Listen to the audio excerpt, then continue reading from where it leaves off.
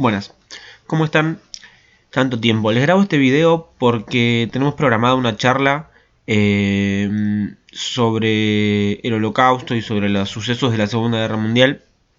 Está programada por la vicedirectora. Entonces quería adelantarlos un poquito en el tema porque hubo una clase que no tuvimos, la del 17 de agosto. Y recién tendríamos clases el lunes que viene, que la vamos a tener, pero en el medio quería que pudieran ver este video para estar un poco más enterados y quizás se entienda mejor de esta manera más allá de leer textos, ¿sí? Nosotros vimos que en la Primera Guerra Mundial Alemania era la gran perdedora y la Triple Entente era quien ganaba, ¿sí? Eso es lo último que más o menos vimos en la clase, más allá de que tuvieron que hacer un trabajo práctico. Entonces nosotros ahora vamos a abordar el periodo entre guerras que va de 1919 a 1939. Justamente iniciamos con la finalización de la guerra, ¿sí? Y vamos a ver un poco cómo estaba conformado esto para comprender qué va a suceder después, ¿sí? En este cuadro que tenemos a la vista vamos a ver los bandos de la Primera Guerra Mundial, ¿sí? Triple Alianza van a ser Alemania, Austria-Hungría, el Imperio Otomano y el Reino de Bulgaria. Austria-Hungría era una sola corona, ¿sí? Son separadas y conforman países diferentes. Por un lado va a estar Hungría y por el otro va a estar Austria. El Imperio Otomano es desarmado y va a terminar conformando lo que hoy conocemos como Turquía, ¿sí? El Reino de Bulgaria también va a sufrir ciertas pérdidas en el territorio, pero no va a tener grandes modificaciones. La que va a salir más perjudicada va a ser Alemania. Después vamos a ir a ver el caso en particular de ellos.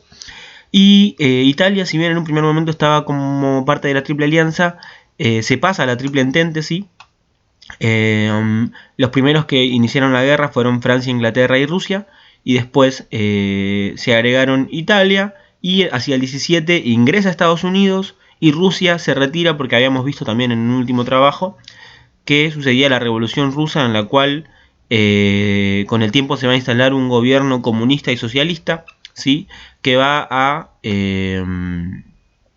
tener muchas acciones en la Segunda Guerra Mundial y en este periodo entre guerras, ¿sí? Hasta acá esto. Después Japón también va a ser, por la misma razón que Italia, dos de los que van a formar bando con Alemania en la Segunda Guerra Mundial, con Hitler, porque también surge lo mismo que Italia, que les iban a dar territorios que fueron prometidos y no se los dan. Entonces en esta situación terminan aliados a Alemania luego. Vamos a ir al caso en particular de Alemania y cómo finaliza esta Primera Guerra Mundial, ¿sí? Hay territorios que debe cederlos, ¿sí? Por ejemplo, en esta zona se encuentra Alsacia y Lorena, que son unos territorios que son muy ricos en carbón, un combustible muy utilizado ahora y hace tiempo también. Debe cederlos ante Francia. Por otro lado, por ejemplo, el territorio de Polonia no existía antes, sino que Alemania extendía su territorio por aquí. Habíamos hablado de que Austria y Hungría se separan, ¿sí? Checoslovaquia también es separado. Bien, había territorios alemanes en África, ¿sí? Había colonias, partes que pertenecían a Alemania, que deben ser cedidos también, porque ante la derrota debe ceder todas sus partes.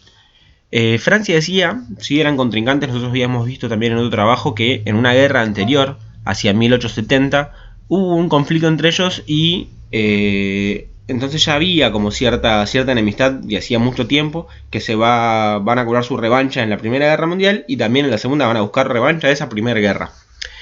¿Qué más? Por otro lado, Alemania se lo consideraba el causante de guerra, ¿sí? El culpable de la guerra. Entonces, al perder debía pagarle los daños de la guerra a los demás países. Esto es un poco ilógico. Un país que pierde la guerra, o sea que perdió y que ya murió muchísima gente, debe pagarle al resto los daños, o sea, los daños materiales, los daños físicos, todo tipo de daños. Entonces se estimula una suma después de varios tratados que Alemania debía pagar. Esto es un número incoherente, si lo vamos así. Alemania debía 422.000 millones de marcos, algo imposible de pagar, ¿sí? Y debía hacerlo tanto a Reino Unido como a Francia, ¿sí? Bien, ahí tenía un cuadrito que indicaba algunos datos que también nos van a servir. Alemania debía reducir el ejército, ¿sí? La flota, o sea, la cantidad de barcos que tenía Alemania era una potencia marítima, justamente por su salida al mar. Y el material bélico, no podía tener armas, no podía tener tanques, tenía que reducir todo tipo de material a uno muy escaso, buscando que no vuelva a generar una revancha a Alemania. Igual no le va a salir y va a haber una revancha por parte de Hitler, pero eso va a ser más adelante. Además, como dijimos, perdía muchos territorios limítrofes y sufre, a partir de esta situación, intentos de golpes de Estado comunista. ¿Qué significa esto? Que las ideas que se estaban desarrollando a partir de 1917 en Rusia se estaban expandiendo por Europa. Justamente la creación de Polonia como país también es una manera, es una idea de tratar de frenar el ideario socialista de Rusia. Pero de todas maneras Alemania va a sufrir ciertos golpes de Estado que van a poder ser frenados, pero que trataban de imponer el socialismo en esta región. A la cuestión económica, ¿sí? Hay una parte importante que no estamos hablando, que es el rol de Estados Unidos. ¿Sí? Durante la Primera Guerra Mundial, Estados Unidos va a ser muy importante en la economía, porque antes de esta Primera Guerra, Estados Unidos le debía dinero a Gran Bretaña, por ejemplo, como potencia. En la Primera Guerra, como hasta el 17 no ingresa Estados Unidos, va a ser quien les va a enviar alimentos, quien les va a enviar armas, quien les va a enviar provisiones, atuendos, y también la ropa, vestimenta y demás, a todos los países, sin importar si fueran de un bando o de otro. Va a funcionar como algún país que les enviaba provisiones, haciendo que la guerra pueda perdurar. Recordemos que es del 14 al 18 la Primera Guerra Mundial, y es extensa, imagínense 4 años combatiendo.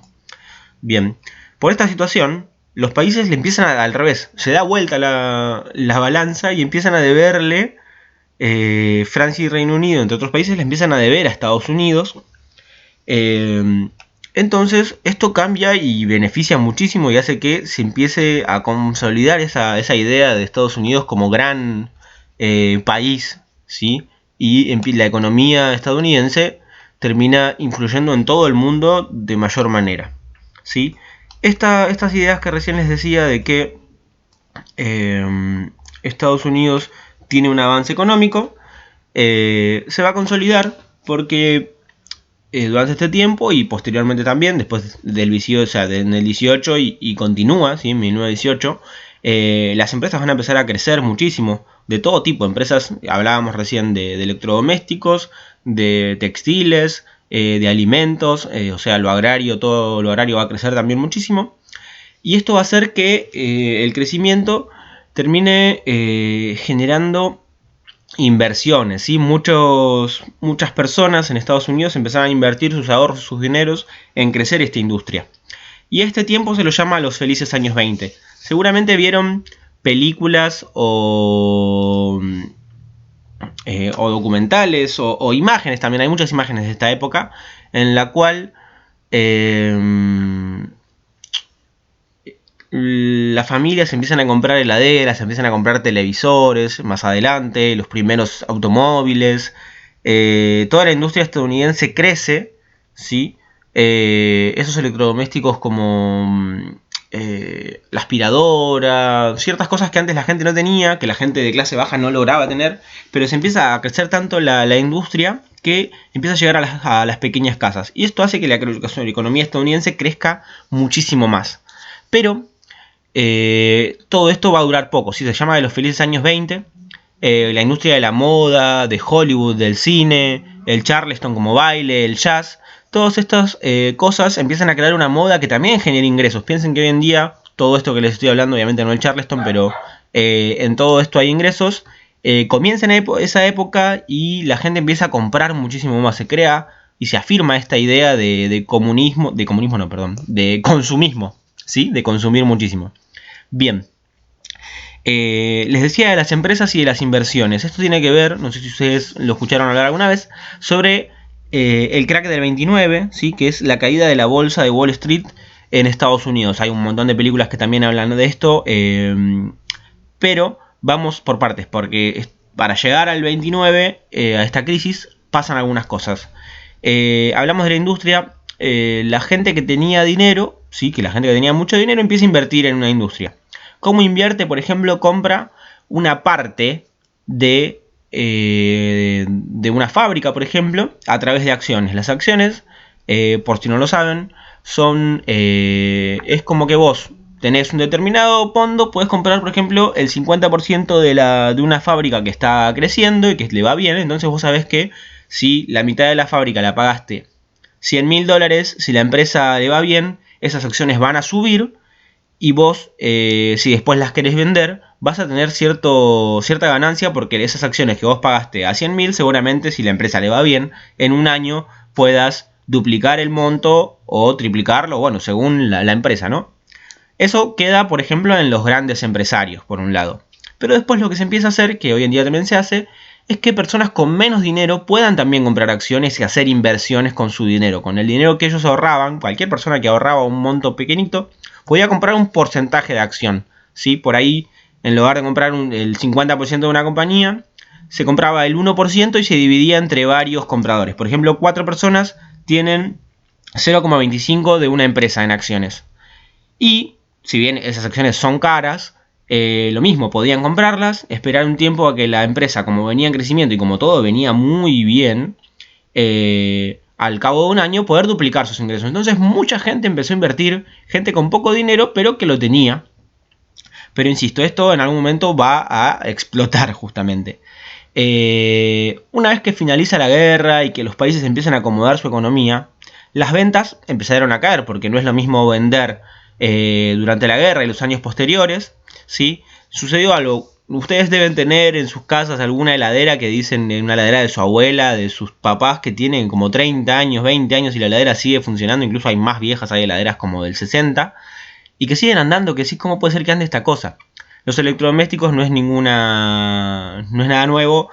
Antes eran muy buenos y más cuando los empezaron a hacer electrodomésticos muy buenos. Entonces, cuando la gente de Estados Unidos, que tenía la posibilidad de comprar estos artefactos, compra todos, deja de haber demanda, ¿sí? Si vos a un lugar determinado, a un país, le vendés todo lo que puede y ya hay un momento que no puede comprar más nada, estos electrodomésticos los vendían a través de bancos o a través de créditos. Entonces los pagaban en cuotas, pero lo mismo, en un determinado momento ya todos tienen los electrodomésticos, las ventas bajan, y si las ventas bajan, la compañía no tiene dinero, y si la compañía no tiene dinero y deja de duplicar su capital, las acciones empiezan a bajar, y si descienden las acciones, la gente las va a querer vender. Pasa lo mismo con el dólar. Cuando nosotros ahora ahorramos en dólares, por ejemplo, si compramos, por ejemplo, hace un año, compramos un dólar a, no sé, 40 pesos. Buenísimo, sí, compré un dólar a 40 pesos.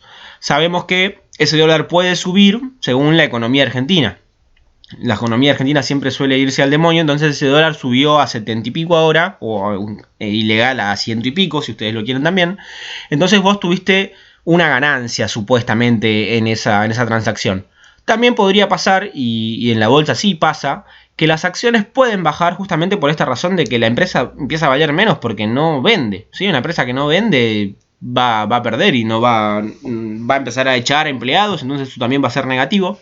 Y bueno, si por ejemplo, ustedes tienen el dólar que pagaron a 40 y mañana el dólar se va a 25. Perdiste un montón. Y imagínate que sigue bajando y todos los días baja un peso, baja otro peso, baja otro peso. El dólar termina a 20 y ustedes dicen, bueno, los voy a vender a ver si el dólar se va a 10 pesos y yo, ¿qué hago? Lo pagué re caro. Entonces lo empezás a vender. Cuando empezás a vender las acciones, ¿sí? Por esta misma razón por la cual no querés perder plata, a la empresa le va a ir peor porque encima pierde dinero, pierde inversores. ¿Sí? Y esto pasó en muchísimas empresas en Estados Unidos, lo cual llevó que de a poco empezaran a caer todas las empresas, y cuando una empresa empieza a tener menos inversionistas, debe reducir personal y reducir la cantidad de producción, o vender maquinaria, o vender cosas. Entonces, todo esto a la vez en un montón de empresas hizo que empiece a desarrollarse una crisis que, si bien fue gradual, no fue de un día para el otro, a lo largo de meses terminó dando el crack del 29, en el cual muchos inversionistas, muchos dueños de acciones, de pronto empezaron a vender a lo loco todas sus acciones, y los bancos no pudieron dar abasto. A veces los bancos, lo que han hecho, por ejemplo acá en la Argentina también, es comprar acciones o comprar bonos tratando de frenar la suba, ¿sí? Y bien, esto lo que hizo fue frenarlo de a poco, pero no lo lograron. Entonces en 1929 se da el crack del 30 por esta razón. Los despidos son masivos. Tenía una imagen acá. Muchas personas que trabajaban en la bolsa de Wall Street se empezaron a suicidar. Hay más de 100 personas que ese día, ¿sí? El jueves negro se lo conoce, se suicidaron porque pensaban, o sea, perdieron todos sus ahorros de toda su vida tratando de invertir y de ganar dinero. Entonces los felices años 20 en un determinado momento se frenan, y esta crisis que arrancó en Estados Unidos, que inició en Estados Unidos, también se va a expandir por Europa. Hoy conocemos que la economía estadounidense rige a todo el mundo. Bueno, esto empieza a suceder a partir de la Primera Guerra Mundial. Bien, ¿qué me falta explicar? En el caso de Alemania, Alemania le debía dinero a Francia y Gran Bretaña, ya lo dijimos, y a su vez Francia y Gran Bretaña le debían dinero a Estados Unidos. Estados Unidos justamente propone un programa para que Europa occidental, sí, Europa de Occidente, empiece a reconstruir su economía, porque después de la guerra piensan que habían destruido muchas ciudades, habían muerto mucha gente, debían activar la economía. Aparte de las fábricas que había en distintos países, se ocupaban sobre todo de cosas bélicas. Entonces, al finalizar la Primera Guerra, deben reactivarla. Estados Unidos hace un plan de apoyo, pero cuando se da la crisis del 29, porque le venía bien antes, le iba bien a Estados Unidos, daba préstamos y sabía que esos préstamos se los iban a devolver con creces, con interés. Pero al darse la Primera Guerra Mundial, esta crisis del 29, empieza a decir, bueno, páguenme lo que puedan, lo más rápido que puedan, y Alemania aprovecha un poco esta situación para disminuir su deuda. Si bien tenía una deuda muy grande, como la situación empeora de tal manera, la idea es que de a poco logra saldarla de alguna manera. Y además surge el nazismo, que eso lo vamos a ver ahora. Surgen los totalitarismos. Una de las opciones por las cuales surgen los totalitarismos son gobiernos que se van a dar por ahí democráticamente o a través de golpes de estado, en los cuales una persona toma el control total, de ahí viene la palabra totalitarismo, de la sociedad. ¿Sí? El caso de Italia va a ser con Mussolini, el caso de Alemania va a ser con Hitler. En Rusia, si bien tiene otras características distintas a los países que estamos hablando, hay características totalitarias de parte de Stalin. Y en España, otro totalitarismo que se va a dar va a ser el de Franco, ¿sí? Va a haber una dictadura hasta el 75, si no me equivoco, en España. Bien, hasta acá creo que estamos. ¿Sí? Después en la charla vamos a ver los totalitarismos concretamente. Y bueno, les voy a explicar algunas cosas más a la brevedad en el siguiente video sobre la economía alemana. ¿Sí?